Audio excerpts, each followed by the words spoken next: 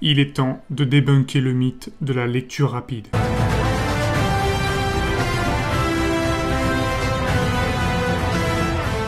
Bon, tout d'abord, pour remettre les choses à leur place, il faut bien comprendre que je suis un adepte de la lecture rapide. J'ai fait 2 fois les championnats de France et du monde pour avoir gagné une fois les championnats de France et terminé 3e au championnat du monde. La lecture rapide, pourquoi elle a si mauvaise réputation, ou en tout cas que beaucoup de conneries sont dites à son sujet? Tout simplement parce que la lecture rapide est beaucoup trop associée au championnat. Donc il y a une compétition. Et je vais te le dire pour avoir participé, la lecture rapide en compétition, évidemment que ce n'est pas un plaisir. On est là pour la performance. Et pour te dire 2-3 trucs sur le fonctionnement d'un championnat. Un championnat, ça va se faire dans un temps limité, mettons 2h30 pour lire un livre de 400 pages, si tu termines avant tant mieux.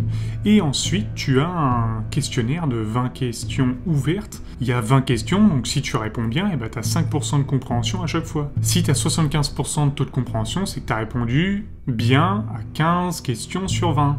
Voilà, c'est aussi simple que ça. Comment éviter la triche? Tout simplement, les championnats demandent à ce que des maisons d'édition leur passent un livre qui va être publié dans les 2-3 mois qui viennent. Le livre va être publié, donc par définition, on ne sait pas s'il est bien ou si ça va être de la merde. Tous les compétiteurs vont le découvrir en même temps. Donc tu imagines bien, c'est une compétition, c'est un livre que personne n'a lu. Et évidemment que c'est pas pour le plaisir qu'on le fait. C'est une compétition qui vise à être classée et qui aura la meilleure performance, voilà, sans prétention aucune. Et ça paraît limite con à dire, mais c'est le propre d'une compétition. Ce n'est pas du plaisir, c'est la performance avant tout. Sauf que la lecture rapide, ce n'est pas que des championnats. La lecture rapide, c'est aussi désacraliser, banaliser un processus qui a été rendu snob, qui a été rendu chiant, par l'école quand t'étais jeune. Alors que la lecture, ça rapporte des choses incroyables dès que tu passes 20 ans. Je te prends un exemple qui m'a marqué. C'était un poème de Victor Hugo qu'on avait à lire en 4e. Donc la 4e, on a environ 13-14 ans. Dans ce poème, il y a une fille qui montre sa cheville, et en gros, ça veut dire que elle séduit le garçon en face d'elle. À 13-14 ans, montrer sa cheville, qu'est-ce qu'on s'en branle? À 13-14 ans, qu'est-ce qui t'émoustille? C'est un string, c'est une paire de nimards, c'est un soutif. Une cheville, on s'en bat les couilles. Et c'est bien ça, il y a une discordance, il y a un snobisme toujours cultivé à l'école sur la lecture. Donc évidemment, je te dirais que la lecture ne t'évoquera des choses que à partir d'un certain âge. Avant, on s'en cogne totalement. Et savoir que quelqu'un montre sa cheville pour séduire, oui, à 13 ans, on s'en bat les steaks. On s'en bat vraiment les steaks, on en a rien à foutre.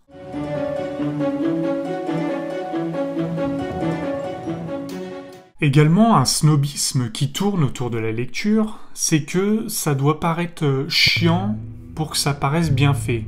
Non, idée préconçue.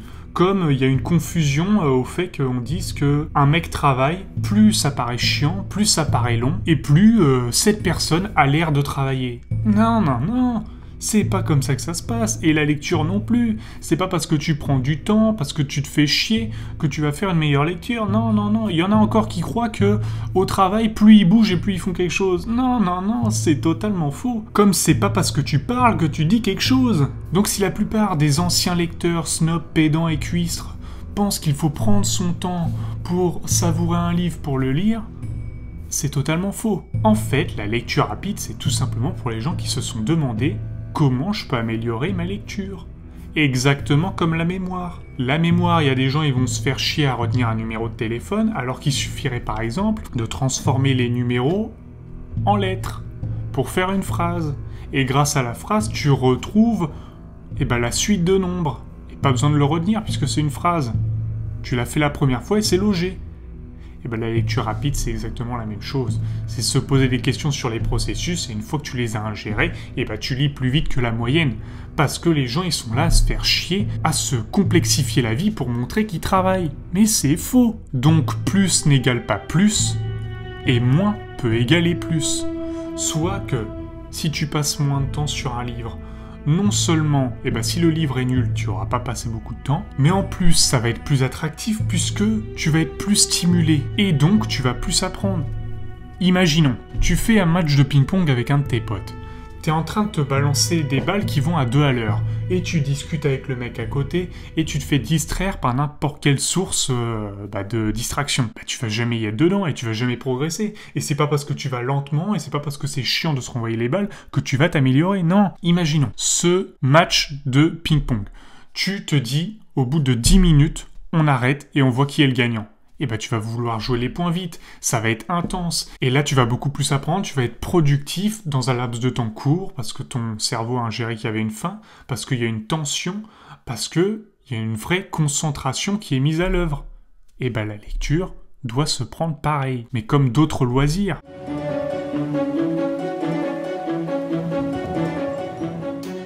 Il y a un mythe dans la lecture qui perdure, c'est de dire « ouais, les gens lisent moins qu'avant ». Non plus, ça n'est pas vrai, c'est faux. Je suis partisan du fait de dire que dans l'humanité, il y a toujours eu les mêmes proportions d'hommes. C'est-à-dire que le niveau de connard s'équilibre avec le niveau de jambon. Que plus il y aura de méchants, plus il y aura de héros. Eh bien, le snobisme de dire les gens lisent moins qu'avant, c'est totalement faux et on le retrouve dans tous les écrits. Oscar Wilde, début des années 1900, dit exactement dans plein de livres que les gens ne lisent plus de livres, mais qu'ils se mettent à lire des journaux pour singer l'intelligence. Et on le retrouve dans beaucoup de textes d'écrivains à se plaindre que les gens lisent moins. Et en fait, les gens n'ont jamais moins lu. C'est qu'il y a toujours eu peu de lecteurs. C'est juste ça.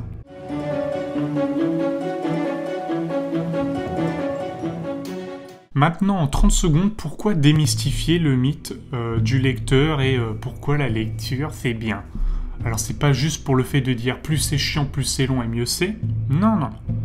La lecture, en fait, ce n'est pas que ça va te faire apprendre des choses intelligentes ou que tu vas paraître intelligent. La lecture, c'est une des seules formes artistiques qui demande à celui qui la regarde un travail. C'est-à-dire qu'en vérité, quand un écrivain termine un livre, il a terminé la moitié du travail seulement. Parce que l'autre moitié va être fait par le lecteur et par son interprétation. Idem quand, par exemple, tu vois, je vais dire des phrases. Il y a des gens, ils vont me dire « Ah, purée, mais t'as compris ça, mais tu vas chercher loin et tout. » Mais non, mais tu comprends pas. Il faut bien que tu te mettes en tête que la seule valeur d'un texte, c'est l'interprétation que tu en fais. On n'en a rien à carrer de ce que a voulu dire l'auteur. L'important, c'est comment toi tu le vois et comment tu vas l'interpréter et comment tu vas le formater à ta vie. Tu vois, quand j'écris un livre comme ça, par exemple, il y a des gens, ils vont pas capter des phrases alors j'ai voulu dire des trucs. Mais on s'en bat les couilles. C'est pas ce que j'ai voulu dire qui compte. C'est ce que ça va évoquer dans la tête du lecteur. Et si, par exemple, il y a une phrase dont je me battais les couilles et que j'ai écrit comme ça et qu'il y a un lecteur qui va dire « Ah purée, ça m'a évoqué ça m'a aidé à ça », eh là voilà la seule valeur, et on s'en bat les couilles que t'aies compris mes sous-entendus, mes arrière-pensées. On s'en bat la race.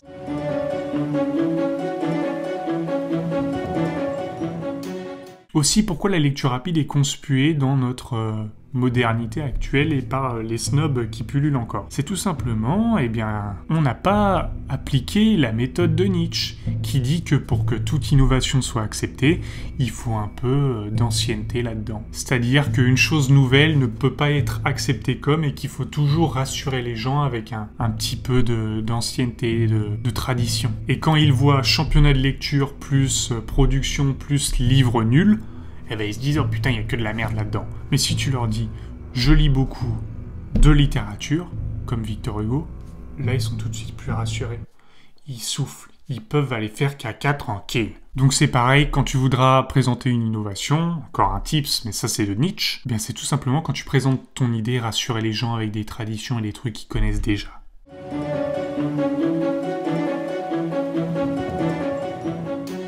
Une des objections principales aussi qu'on retrouve par rapport à la lecture rapide, c'est que les personnes disent « Ah mais tu comprends pas tout. Tu comprends pas tout de ce que tu lis. » Et quand tu demandes à la personne « Est-ce que tu l'as lu ?» il va dire « Non ». Donc tu peux lui dire « Je comprends pas tout, mais toi tu comprends rien puisque tu l'as pas lu. » Et ça paraît con à dire. J'ai l'impression de m'adresser à un troupeau d'autistes quand je dis ça. L'important c'est pas de tout comprendre, l'important c'est de faire et de comprendre un peu. T'as compris un peu, t'as évolué depuis ton début de lecture. Depuis que t'as lu le livre, t'as progressé. Il suffit seulement de faire pour s'améliorer. Les mecs, ils sont là à se rassurer, à faire « Ouais, mais tu comprends pas tout, vaut mieux rien faire et tout comprendre. » Alors par exemple, je vais te dire l'anecdote d'un mec, quand j'avais fait un post sur les réseaux, sur la lecture, il me disait « Ah, mais est-ce que tu comprends tout ?» Je lui ai fait « Bah écoute, j'ai lu toute la BD des Simpsons et j'ai tout compris. » Putain, mais j'ai l'impression de m'adresser à des têtes d'enclume quand je dis ça. Mais gros, si tu lis que des trucs que tu comprends, bah tu vas pas évoluer en fait. Tu vas lire que des trucs débiles, des trucs en dessous de toi. Quand tu vas lire de la philo, des contes philosophiques, évidemment tu vas pas tout comprendre, il y a des concepts qui vont t'échapper. Le fait que ça t'échappe, le fait que tu comprennes pas tout, bah ça veut dire que t'es sur la voie de la progression. Comme le dit un mentor que j'aime beaucoup, Steve, qui dit que pour progresser, il faut que t'ailles dans un milieu où tu ne comprennes rien.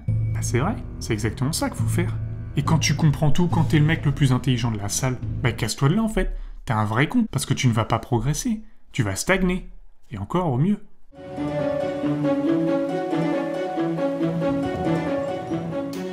Une autre objection, comme le dit SLATE là, qui dit non, faut pas supprimer la petite voix dans sa tête. Mais attends, c'est quoi ça? C'est pas des idéogrammes chinois, des kanji chinois?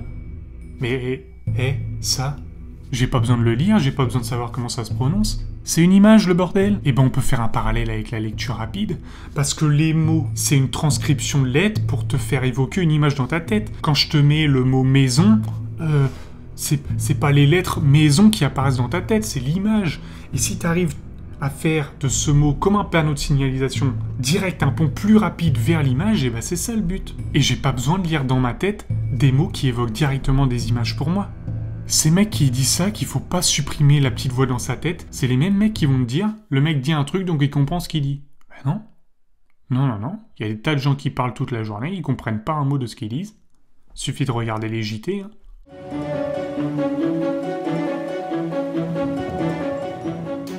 Bon, après, il y a la fameuse question de « mais tu lis toujours en lecture rapide, mais tu prends du plaisir à ce que tu fais ?» Mais écoute, la lecture rapide, c'est un véhicule comme un autre. C'est-à-dire, les mecs, quand ils apprennent la lecture rapide, c'est comme s'ils avaient une moto. Mais si tu vas aller à pied, tu vas à pied. Pour te dire, je ne lirai pas une poésie à la même vitesse qu'un roman, parce que la poésie, ça se fait sur une mélodie, ça se fait sur un laps de temps. Mais la lecture rapide te procure un véhicule rapide, comme une moto. Donc si tu choisis d'accélérer ou de ralentir, eh ben c'est à ton choix. C'est pas parce qu'on te file une moto que tu dois toujours aller en moto. Si tu dois aller à table, bah t'y vas à pied, tu prends pas toujours la moto. Non. Putain, mais ça paraît tellement con à dire qu'il faut le rappeler à ces autistes qui croient que une fois qu'on a un outil, eh ben on peut pas le laisser et juste passer à autre chose. Et c'est pas une secte le bordel. Hein. Si tu veux l'utiliser, tu l'utilises. Si tu veux pas l'utiliser, tu l'utilises pas. Mais tu sais que tu l'as toujours sous le coude. Voilà, c'est tout. En fait, face à cette objection, on a l'impression que c'est les mêmes mecs qui allaient dire à Henry Ford « Mais le plaisir d'aller à pied, alors? Qu'est-ce que t'en fais? Pourquoi tu crées la voiture? Nous, on voulait marcher. Prendre notre temps. Se faire chier à faire 10 km à pied pour aller d'une ville à une autre. Toi, tu construis une voiture où on peut y aller en 10 minutes. Et le plaisir? Et le travail? Mais prends tes pieds et marche et nous fais pas chier. Hein. Nous, on prend la moto.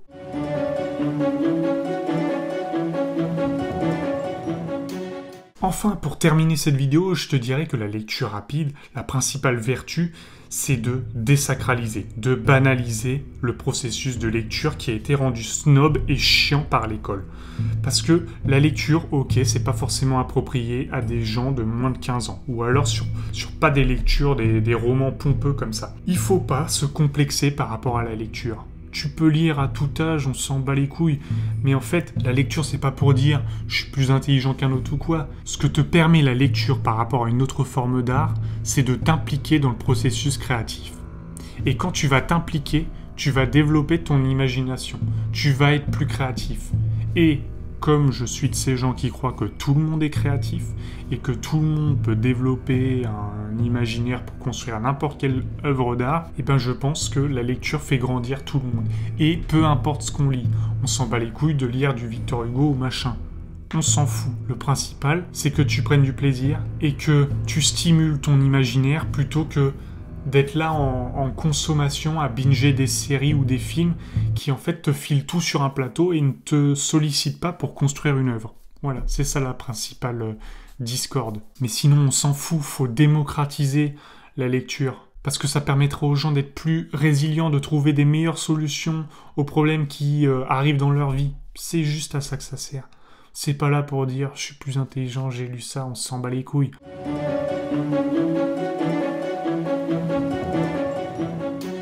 La seule valeur d'un texte, c'est dans ton interprétation, dans l'interprétation du lecteur. Et on va terminer là-dessus, parce que un livre n'est fini qu'après la lecture du lecteur.